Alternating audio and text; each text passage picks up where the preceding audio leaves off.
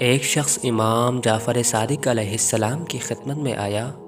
امام علیہ السلام نے اس کا حال پوچھا۔ اس شخص نے کہا، یا ابن رسول اللہ، بوڑھا ہو گیا ہوں، کوئی کام کاج نہیں کرتا ہوں، البتہ مسجد کے ایک کونے میں بیٹھ کر اپنی آخرت کا تذکرہ کرتا رہتا ہوں، یعنی عبادت کرتا ہوں۔ اس شخص نے خیال کیا کہ امام علیہ السلام میری اس حالت کو پسند کریں گے اور تعریف کریں گے۔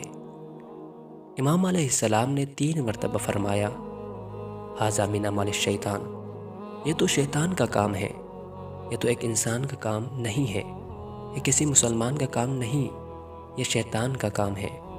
شیطان اپنی چالاکی میں کامیاب ہو گیا ہے کہ تو نے دنیا کو بالکل ترک کر دیا ہے اور مشغول عبادت ہو گیا ہے۔ اس شخص نے کہا، یا ابن رسول اللہ، پھر میں کیا کروں؟